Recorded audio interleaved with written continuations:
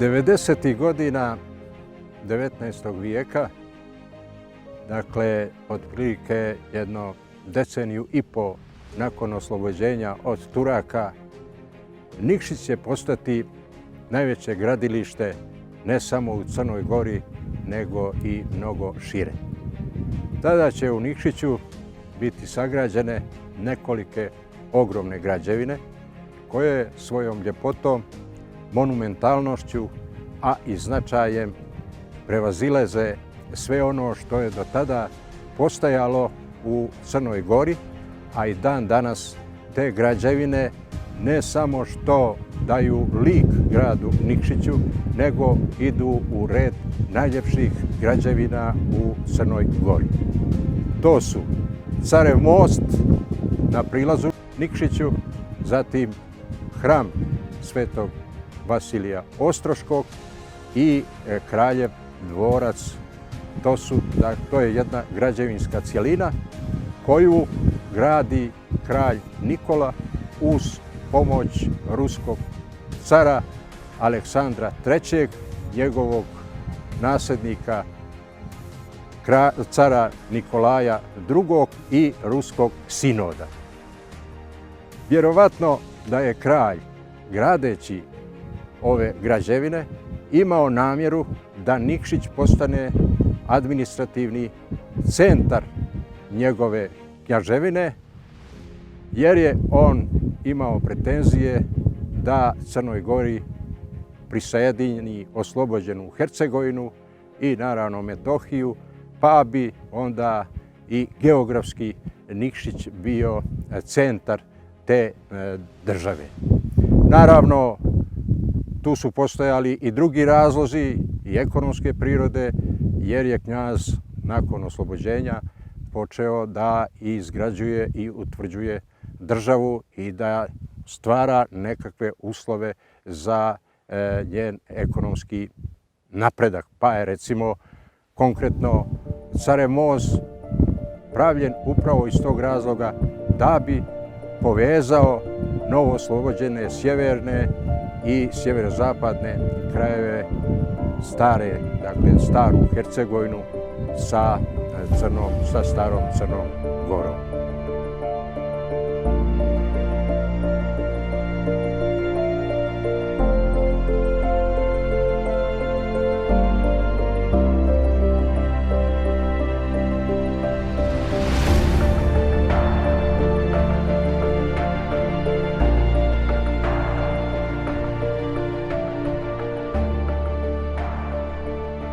Naravno, knjaz Nikola nije tada imao sredstava da sam preduzme ovakve radove, ali mu je u tome pomogao ruski car Aleksandar III. Dakle, on je dao konkretno novac za izgradnju Carevog mosta u iznosu od 90.000 zlatnih rubalja. To je sigurno bio ogroman novac i dio tog novca je upotrijebljen naravno i za izgradnju hrama Svetog Vasilija Ostroškog, a i knjaževog dvorca. Naravno, ogromnu pomoć u tome pružili su mu posebno Sveti Sinod. Ruske pravoslavne crkve oko izgradnje hrama svetoga Vasilija Ostroškog i ruski car Nikolaj II.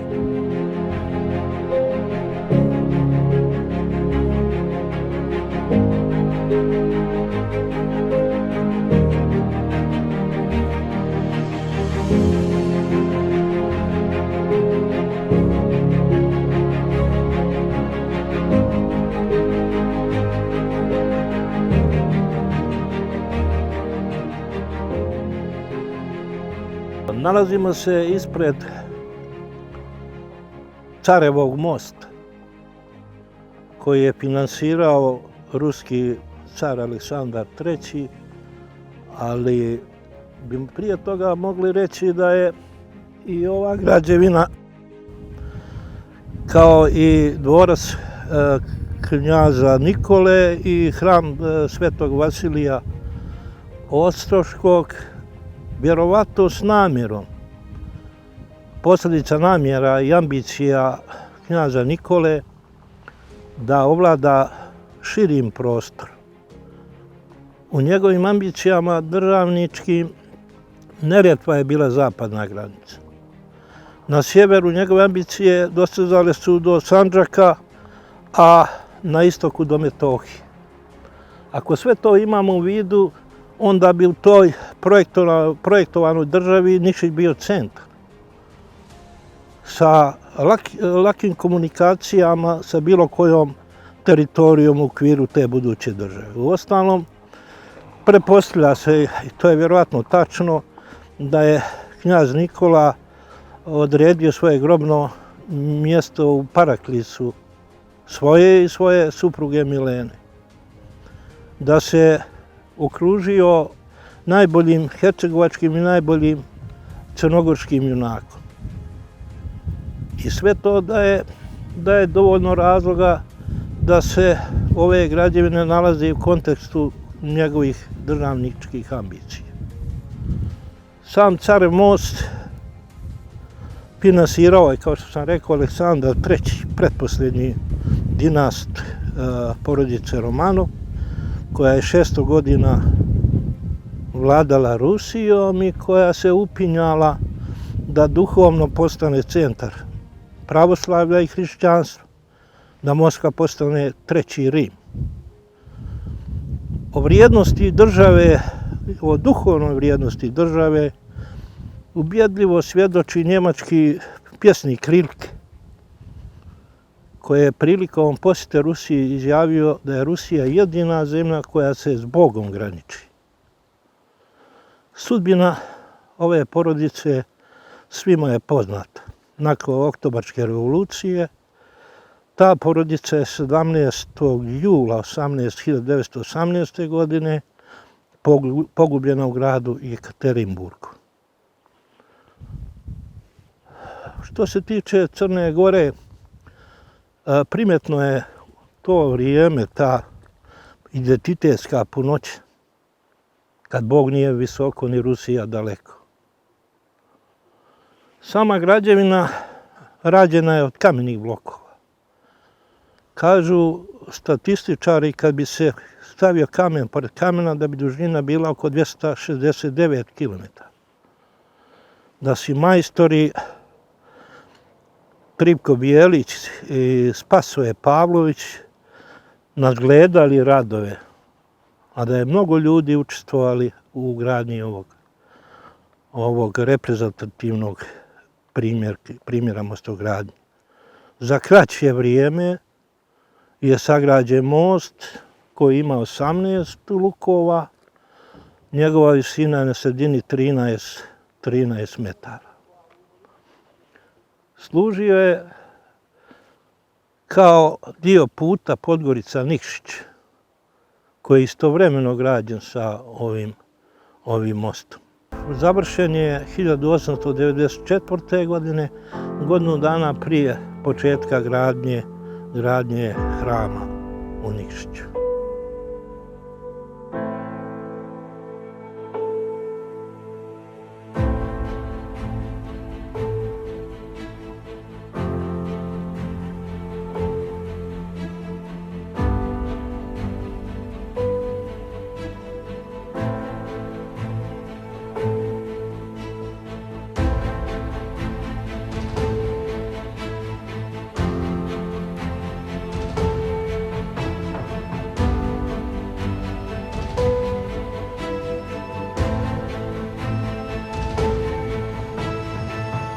veličanstvena građevina Carevog mosta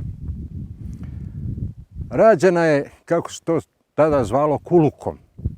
Zapravo, svi bataljoni crnogorske vojske tadašnje imali su obavezu da određeni period rade na ovom mostu, otprilike nešto je to bilo oko 25 dana. Tako da je ovaj most, iako je to ogromna građevina i u tim uslovima tadašnje tehnike i sredstava građevinskih, je sagrađen otprilike za 6 mjeseci i završen je 1894. godine.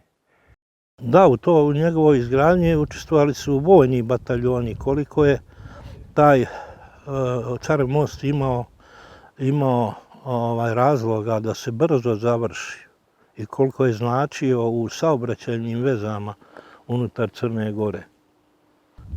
Sam knjaz Nikola izrazio želju koja mu je ispunjena da se most zove Carev most, upravo kao trag sjećanja na tog pretposljednjeg ruskog cara Aleksandra III.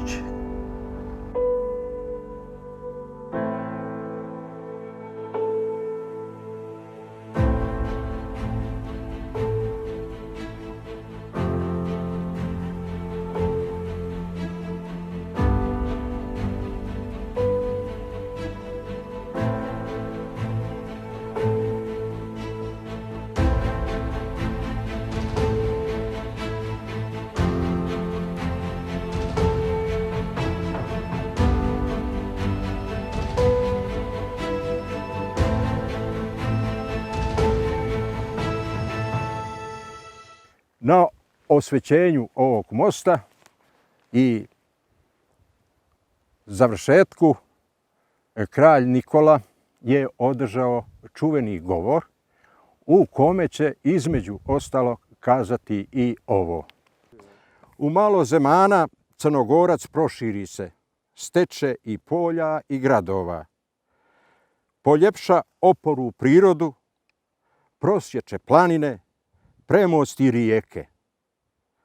Krscem nad Kotorom, Bukovicom, predgorjem tvrdoga Lovćena, granicom, riječkim stranama, Carevim lazom, Garčem i tvrdom Stubicom lete danas kočije širokim i dobrim putem.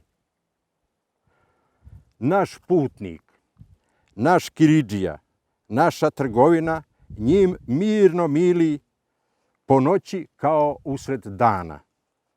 Naše more, naše srpsko more preko visokog Sutormana vezano je s našim bogatim jezerom, divnim kolskim putem kroz izvanredno čarobnu prirodu. U znak zahvalnosti za pomoć oko izgradnje ovog mosta caru Aleksandru III. Kralj je tada odredio da se ovaj most zove Carev most. I između ostalog u tom svom govoru reći će ovako. Ema sad, braćo, ostaje nam da ovoj građeni damo ime, ali i ime jedno dostojno i njene veličine i uloženog vi truda, koji se Crnogorac ne sjeća sa blagodarnošću duši onih važnih riječi koje car ruski Aleksandar III. Izreče licem na Spasov dan 1889. u svom dvoru u Petrohovovu na iznenađenje svega svijeta i na pohvalu, slavu i utjehu Crne Gore i moju. Ovaj veledušni car, braćo Crnogorci, leži bolan, a slavjanstvo lebdi danas nad njim. Naše su i molite i zebnje kraj njegove postelje. Izraz neki mali biće i ostanuće za vas da naše zahvalnosti i ljubavi prema velikom bolesniku i dobrodjetelju našem, ako njegovi jedinstveni nazovu ovaj most kao što naređujem da se zove Carev most u spomen cara Aleksandra III. Da žive Crnogorci koji ga sagradiše, da živi car kojemu se posvećuje. Ovdje on citira jednu sintagmu iz jednog govora ruskog cara Aleksandra III. U kome je on Crnogorce i Ruse nazvao jedinstvenim, zapravo njegovim jedinstvenim narodom.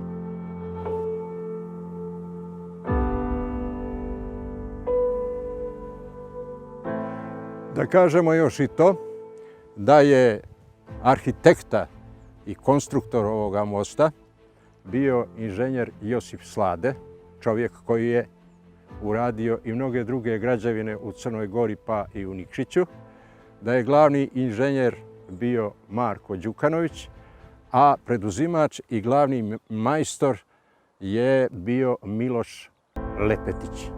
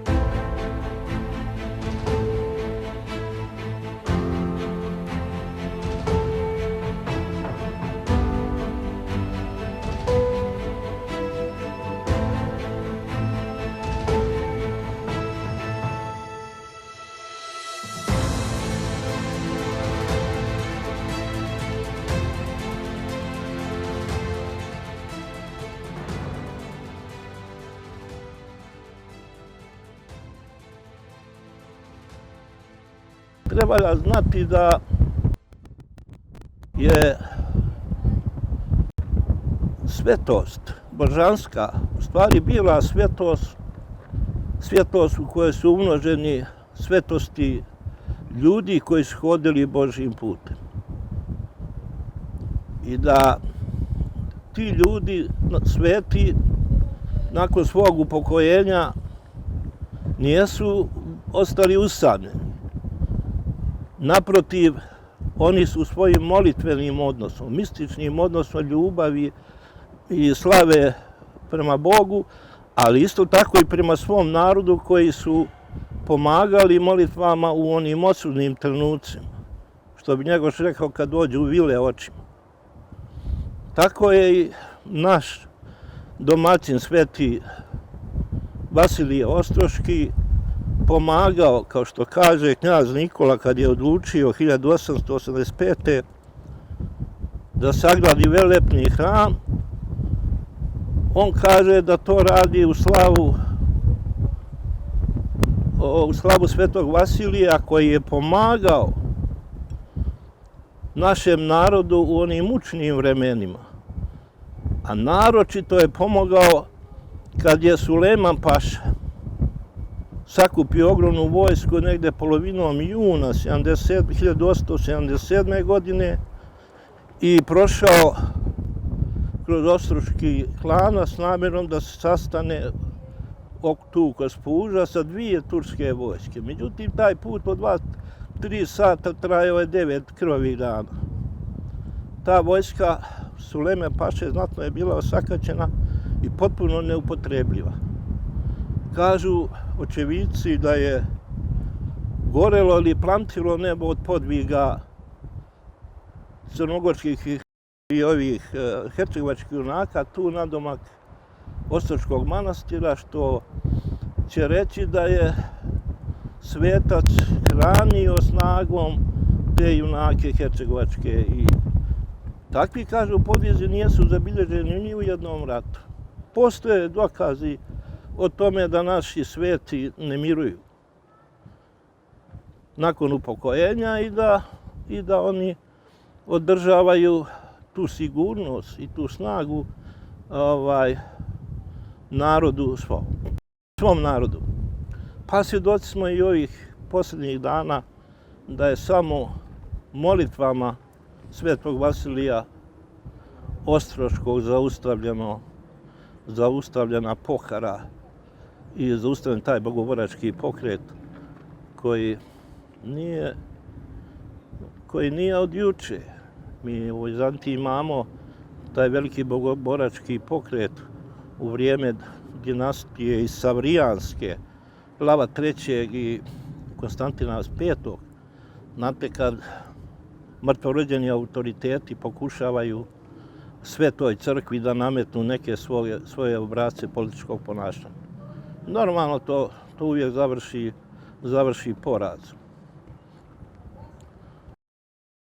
Srbi su identitetski narod koji je prilježan svetosti Božjoj i svetosti crkve. To je narod koji je prošao najuže tjesnace istorije, uvijek na arhetipski način, žrtvom i podvigom. I to je narod koji je i po tom prepoznatljiv. Valja znati da je, recimo, iskra kosovskog podviga i žrtve u Crnoj Gori počinula. Da je svo naše vrijeme istorijsko komotno može stati u 4 srpske riječi i 2 principa. Krst časni i sloboda zlatna. Krst i sloboda. Da, svetosavska, ali i hrišćanska principa. Ovu priču pričam zbog toga što nam neke stvari zaista valja znati.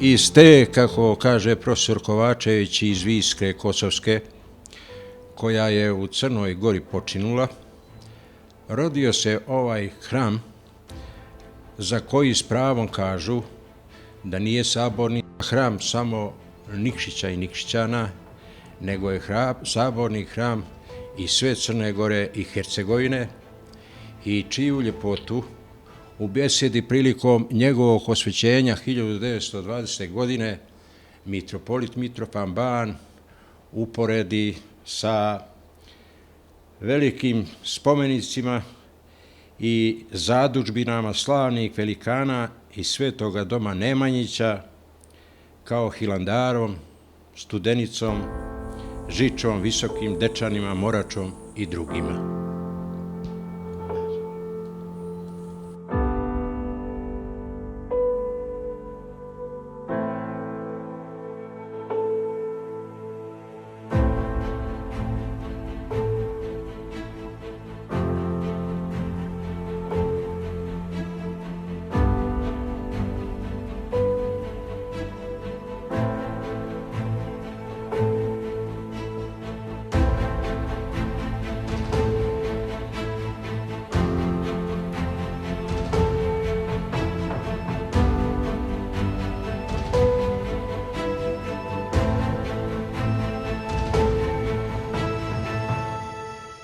Knjaz Nikola je iz duboke odanosti crkvi i vjeri, a i odanosti njegovog naroda, odlučio, mislim da je 1885. godina, da sagradi velelepni hram u Nikšiću u čast Svetog Vasilija, koji je, kažem, pomagao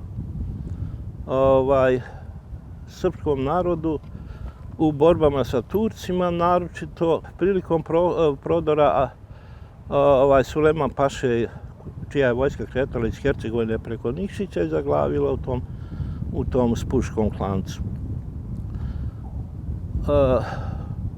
Čim su Nikšićani čuli za tu lijepu vijest, oni su požurili da čestitaju knjazu Nikoli, vladaru Crne Gore, oduševljeni što je upravo taj hram posvećen Svetom Vasiliju,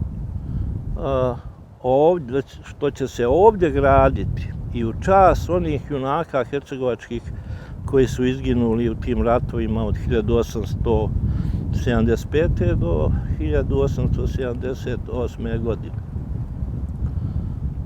Određena je i komisija, mislim da je 1886. godine određena komisija na čijem je čelu bio upravnik Nahije Šako Petrović, koji je angažovao inženjera Josipa Sladeja, znači čovjeka koji je radio po Nikšiću mnoge velike građevinske stvari. I on je odredio Glavicu, Petrovu Glavicu, kao mjesto budućeg hrama. Ona je bila na visini oko 16 metara, koliko se ja sjećam, a imala je i još jedan razlog, jer se tu u podnožju nalazi crkva Svetog Petra i Pavla. To je crkva za koju se smatra da je građena negdje u 12. vijeku. I da ta crkva se potpuno uklapa u taj ambijent svetovni i duhovni. Međutim, 86. godine radovi su prekinuti. Zavlada je nerodica, a ko da je u Crnoj Gori ikad bilo rodnih godina, osim što su se neko vrijeme bar rađali ljudi i junaci, ne bih rekao za ovo potonje vrijeme. Tako da su radovi na izgradnji prekinuti, a siromašno stanovništvo je zapošljavano u izgradnji puteva, između ostalog puta Podgorica-Nikšić, kao i gradnji Carevog mosta. Kad je 1891. godine sinod Ruske pravoslavne crkve, glavni donator, poslao Mihajla Preobraženskog da uradi projekt hrama i da donese materijal sa lokacija odakle je vađen kamen za gradnju hrama, to je podnožje Budoša, Lekovića Glavica i Lukov. I tako je to urađeno i tek 1800, čini mi se 95. počela je gradnja hrama. Angažovana je ekipa vrsnih majstora koju je predvodio Miloš Lepetić iz Bokelj i Tomo Gerčić, Korčulanin, koji su dovodili vrsne majstore sa tog prostora, mada je i ovdje bilo majstora koji su učestvovali u gradnji manastira. Gradnja manastira znači trajala od 1895. do 1899. godine, kada je završena građevina bez unutrašnjih radova. I bilo je dana, kažu, kad je na radilištu bilo oko 200 ljudi, a radovi su izvođeni od 1. aprila do 1. oktobra. Znači, u onom periodu kad su vremenske prilike dozvoljavale. 1895. postavljen je kamen temeljac.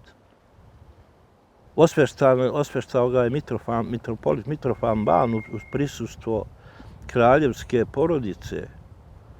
Znači, bila je prisutna knjeginja Milena, sinovi Mirko i Danilo, ćerke knjeginje Milica Ksenija, Ana Blatenberg i njen Đuvegija Franc i još mnoge diplomatske ličnosti.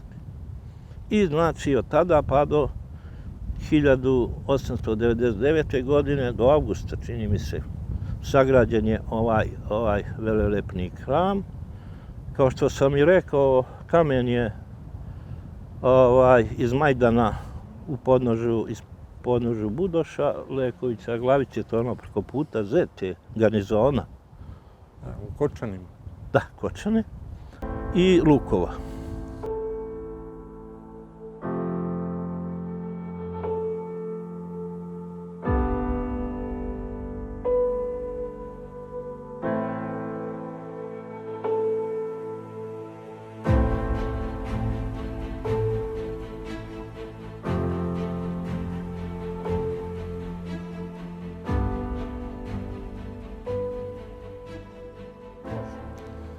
Kompletna gradnja hrama završena je 10. avgusta 1899. godine, a onda se pristupilo unutrašnjem opremanju da bi crkva bila osveštana na Gospođin dan 1900. godine.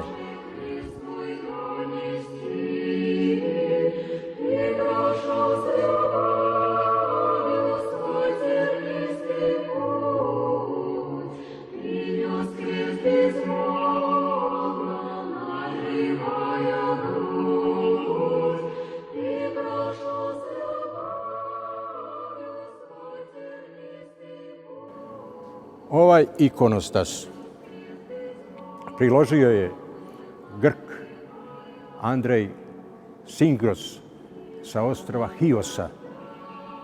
Inače je on napravljen od jelinskog mermera, kako ovdje piše, ali je interesantno zašto ga je priložio, a priložio ga je u znak zahvalnosti vojvodi Božu Petroviću, zato što nije tada prihvatio da bude guverner Krita.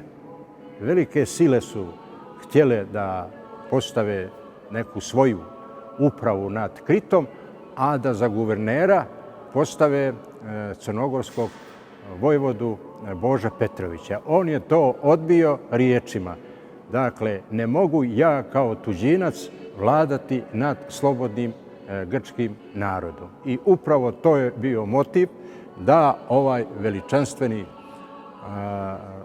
ikonostas, ova oltarska pregrada stigne ovako lijepo ukrašena u Nikšić, u ovaj hram.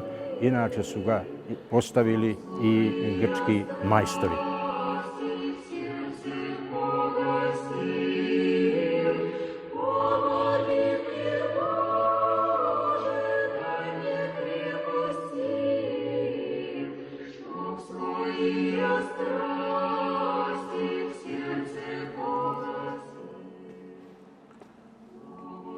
Evo tog natpisa.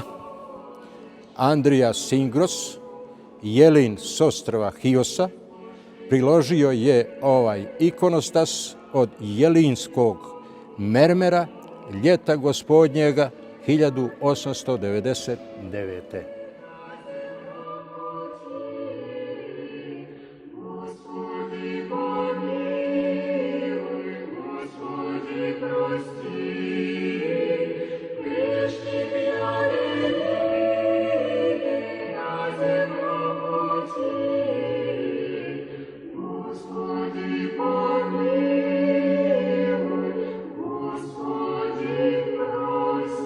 Carske dveri uradio je čuveni majstor toga vremena, monah Vasilije Đinović iz Podgorice.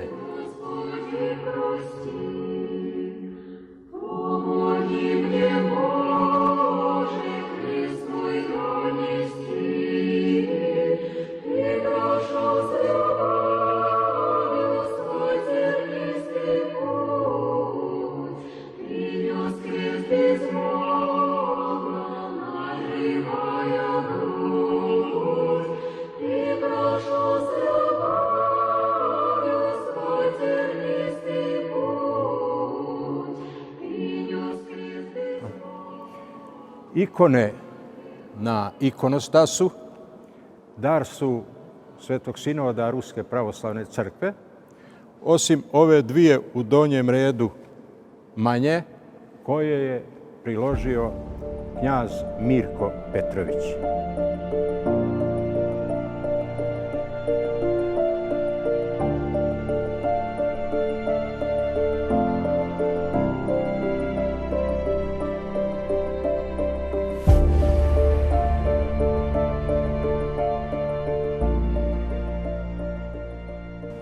Ono što posebno krasi hram Svetog Vasilija Ostroškog u Nikšiću jesu spomenice crnogorskim i hercegovačkim junacima palim u hercegovačkom ustanku i velikom ratu od 1875. do 1878. godine. Ovo danas što vidimo, dakle, nijesu originalne spomenice.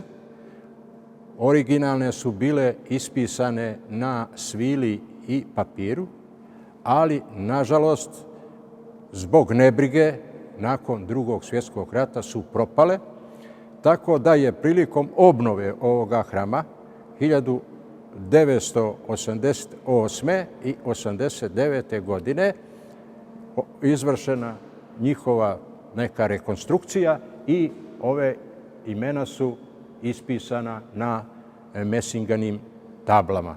Inače, to je bila prva velika obnova ovoga hrama nakon njegove gradnje, a nakon završetka radova hram je osveštao patrijarh srpski German 1989. godine, kad je ovdje bila i velika svečanost i vjerovatno prva velika crkvena svečanost nakon Drugog svjetskog rata.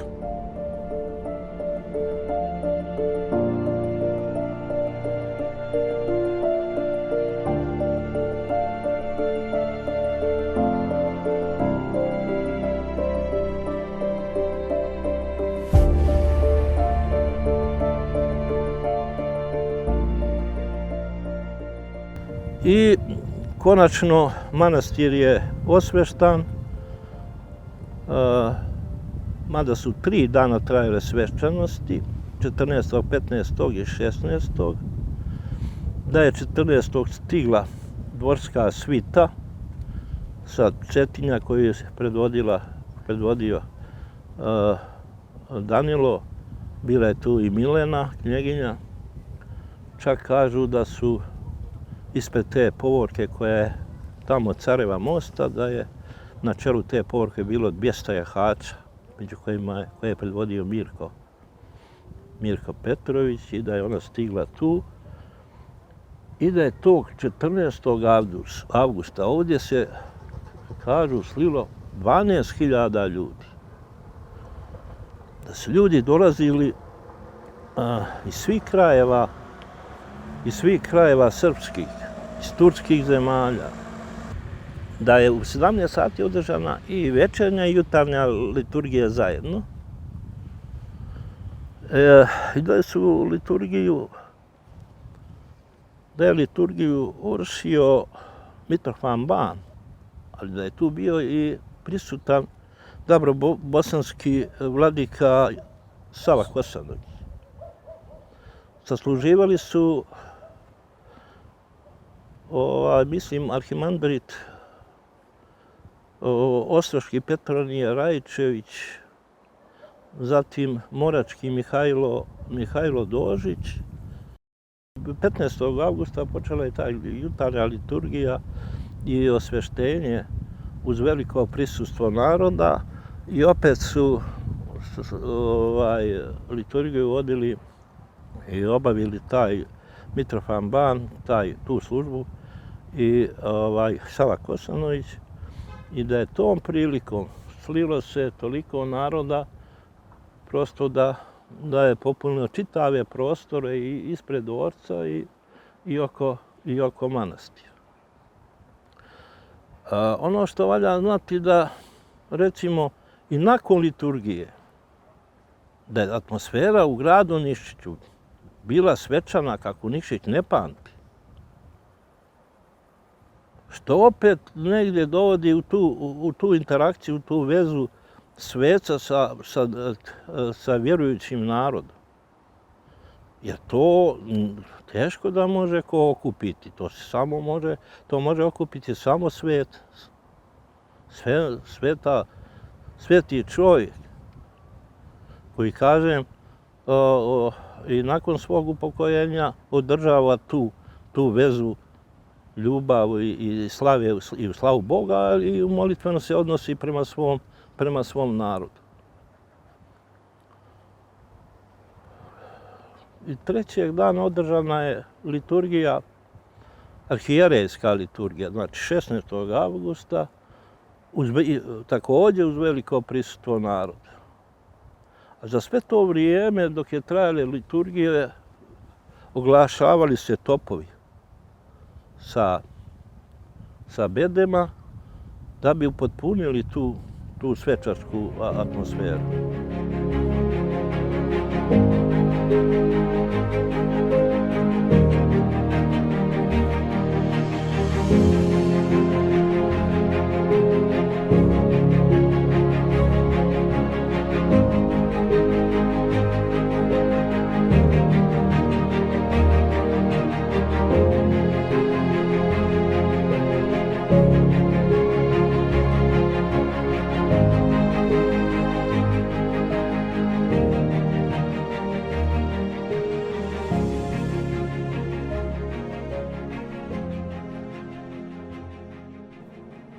Kao što je već kazano, arhitekt ovoga hrama bio je Aleksandro Preobrazenski, koga je poslao ruski sinod.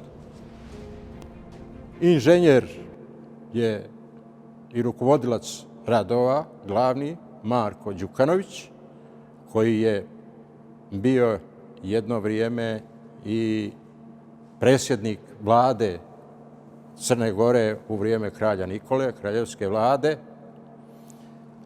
poduzimač Tomo Geričić i najmar Miloš Lepetić, on je bio iz okoline Herceg Novog, a Tomo Geričić je bio sa Korčule i on je rukovodio uglavnom kamenorezačkim radovima sa svojim ljudima, majstorima, koje je doveo sa Korčule, ali jedan broj njih je bio iz Italije, a jedan broj i odavde.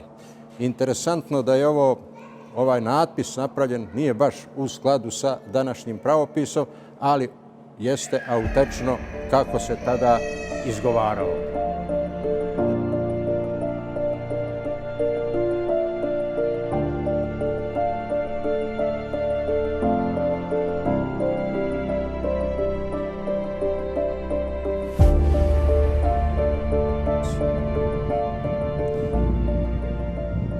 Natpis na portalu hrama urezao je čuveni majstor kamenoreza Stanko Lepetić iz sela Mojdeža kraj Herceg Novog uz nadzor profesora Mila Kovačevića.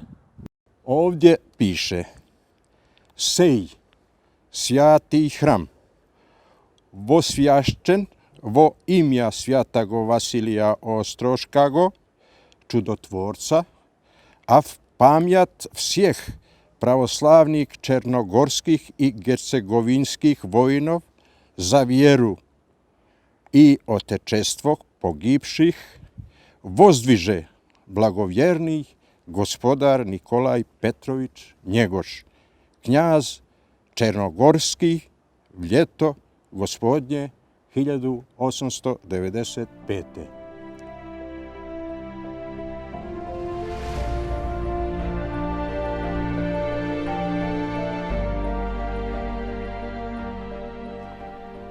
Istovremeno sa gradnjom hrama trajala je gradnja knjaževog dvorca.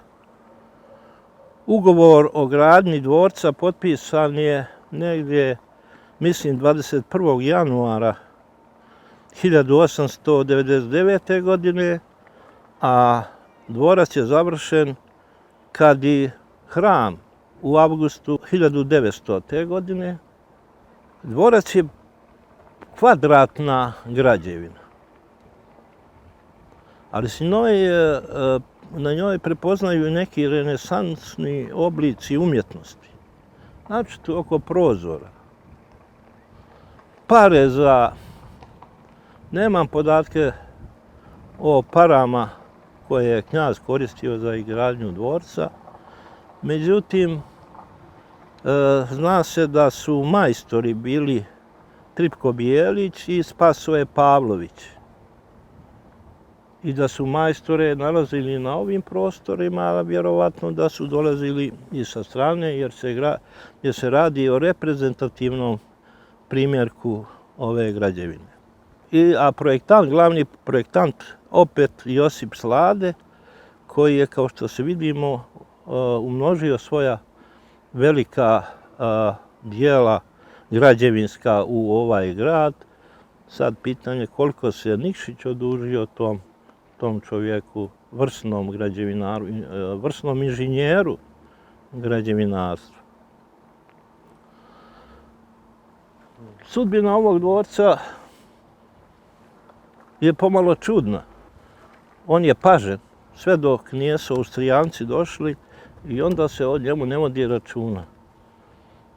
Posle rata ovdje je radila ekonomska škola, a pretvoren je kasnije, ja mislim, pretvoren u muzej i arhiv. I ono što je bitno, 2004. godine, kad su niški profesori ostali bez posla, ovdje se završavala ta intelektualna pobuna pred dvorcem uz govore profesora i prijatelja srpskog jezika. I mislim da je tada, vjerovatno bar u onom duhovnom smislu, bio obasjan bar tom duhovnom ljepotom srpskog jezika.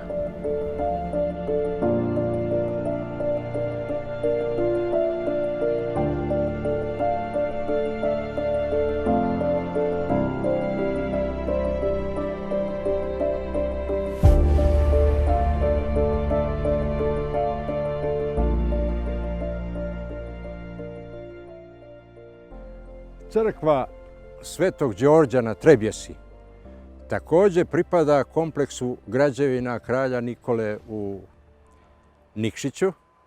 To je inače stara Trebješka crkva koju su Turci razorili nakon progona Trebješana iz Nikšića. Zanimljivo je da je knjaz Nikola ovu crkvu 1903. godine obnovio kao dvorsku crkvu, o čemu postoje naravno i dokumenti. I prilikom njenog osvećenja bila je prisutna cijela kraljevska porodica. Današnji njen izgled je iz posljednjeg vremena, jer je ona stradala i u Prvom svjetskom ratu i u Drugom svjetskom ratu, pa su je u posljednje vrijeme obnovili potomci porodica starih Trebješana. Pored ove crkve stari Trebješani imali su ovdje nedaleko još jednu crkvu posvećenu roždestvu presvete Majke Bogorodice.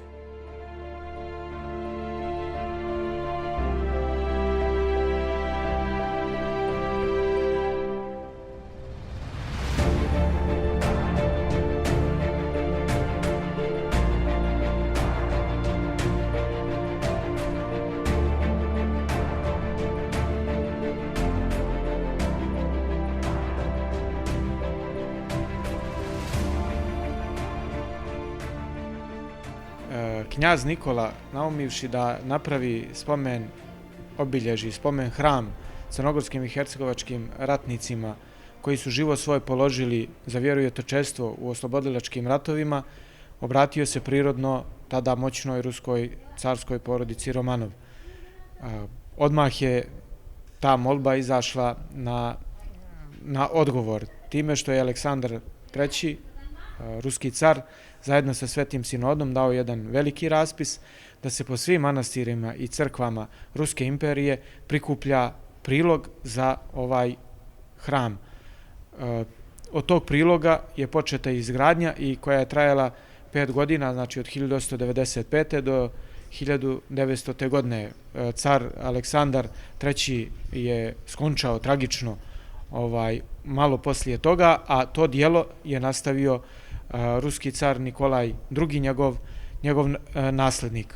Ono što mi ovdje kao dar zahvalnosti i blagodarnosti carskoj porodici Romanov slavimo 17. jula njihov praznik, auktivitorsku slavu, i pominjemo prije svega njih i njima se molimo kao svetiteljima Božijim, a onda i pominjemo sve one ktitore od tada pa do danas koji su se ugradili svojim prilozima, svojim životom, svojim sveštenosluženjem, svojom obnovom u ovaj velelepni saborni hram. Ovo dijelo je jedno od najljepših dijela u besjedi Mitrofana Bana na osvećenju, uporedio je sabornu crkvu Svetog Vasilija sa Dečanima, sa Studenicom, sa velikim nemanjićkim zadužbinama, što i ona na jedan način jeste.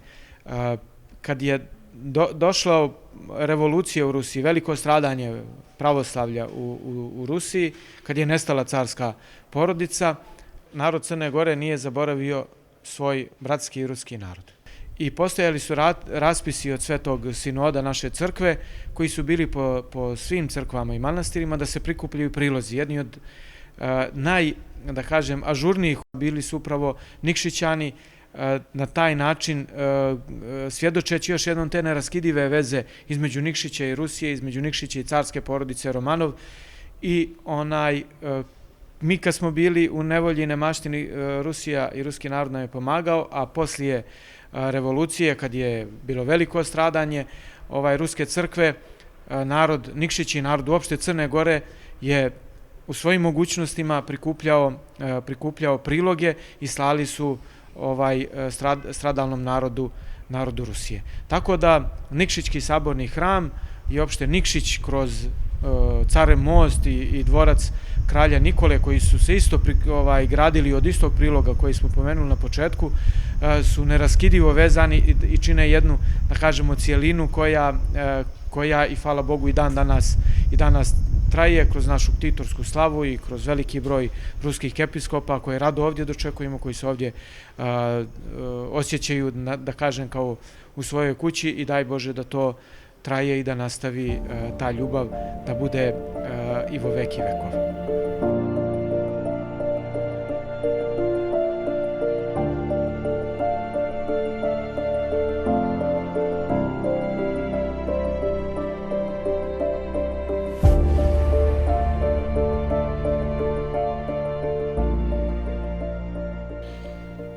Pored velikih ktitora, dva ruska cara, Aleksandra III. I Nikolaja II., Svetog sinoda Ruske pravoslavne crkve i knjaza Nikole sa njegovom porodicom, najveći priložnici ovom hramu bili su knjaz i kralj Petar I. Karađorđević, koji je između ostalog priložio svih 5 zvona na hramu, zatim kralj Aleksandar Karađorđević, koji je 1933. godine priložio 500.000 dinara za obnovu hrama.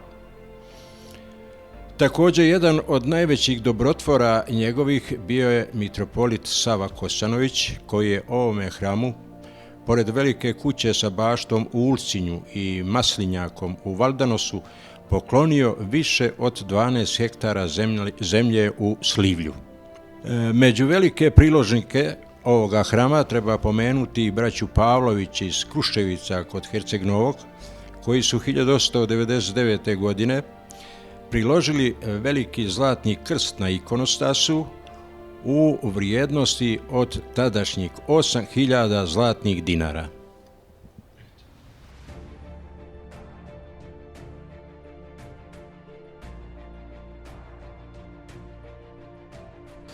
Dakle, kao što je poznato, saborni hram Svetog Vasilija Ostroškog čudotvorca u Nikšiću je imao i danas, naravno, ima poseban status među hramovima i crkvama u Crnoj Gori, a možemo slobodno reći i u Staroj Hercegovini.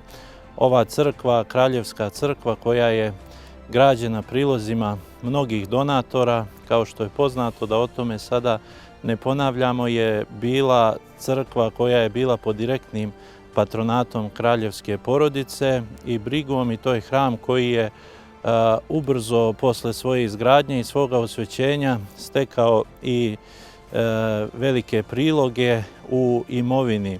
Poznato je da je i kralj Nikola značajnim posjedima darivao ovaj hram, a isto tako veliki priložnik ovoga hrama i učesnik njegovog osvećenja, mitropolit u mirovini Dabrobosanski Sava Kosanović, je najznačajniji dio svoje imovine u Nikšiću i u Ulcinju zaveštao upravo hramu Svetog Vasilija Ostroškog čudotvorca i također ostavio u svom testamentu zavjet da bude i sahranjen u podnožju hrama kod u groblju kod crkve svetih apostola Petra i Pavla. Hram je imao i druge svoje dobrotvore i priložnike na raznim mjestima, kako ovdje u okolini Nikšića, tako i dalje. Da ne nabrajamo sve redom, oko 23 hektara zemljišta, a moramo da kažemo da je dobar dio, značajan dio imovine Saborne crkve Svetoga Vasilija Ostroškoga nepravedno otuđen i najveći dio i do dan danas nije vraćen ovome hramu. Prvi starešina hrama Svetog Vasilija Ostroškog u Nikšiću bio je protojerej Jovićević, koji je ostavio značajan trag ovdje u Nikšiću i u svome služenju, a također moramo reći da je posebno poznat po tome što je također značajan dio svoje imovine, svoje kuće ovdje u centru grada zaveštao hramu Svetoga Vasilija Ostroškoga, gdje mi danas imamo biblioteku i knjižaru koja je dostupna svim vjernicima i građanima Nikšića kao zadužbina Prote Luke Jovićevića. U svojoj 120-godišnjoj istoriji hram Svetog Vasilija Ostroškog je nekoliko puta imao značajnije obnove. Dakle, prva velika i značajnija obnova i uređenje ovoga hrama vršeno je 1933. godine za vrijeme vladavine kralja Aleksandra, koji je dao značajne priloge u visini od oko 500.000 dinara tadašnjeg novca. To je bio značajan prilog. Također, druga velika obnova je vršena 1988. godine i 1989. godine. Tada su urađeni kapitalni radovi na zaštiti Sabornog hrama, krovnog dijela i svega onoga što je u tom trenutku bilo neophodno, i taj završetak te obnove upamćen je velikim skupom koji je tada bio u Nikšiću, bogosluženjem koje je načastvovao pokojni patrijarh srpski German. Također 2000. godine, povodom 2000 godina od hrišćanstva, rođenja Hristovoga, ovdje je također na hramu vršena značajna obnova.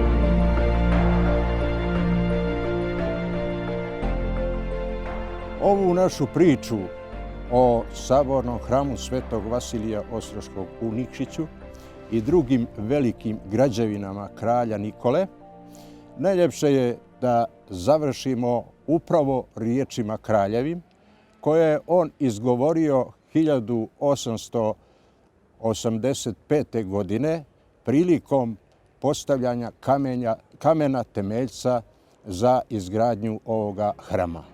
Između ostalog, on ovako kaže: u znak one duboke pobožnosti što je usađena u srcu mome i moga naroda prema Svetom Vasiliju Ostroškom, podižem ovu zadužbinu baš u Onogoštu, nekadašnjoj eparhiji njegovoj.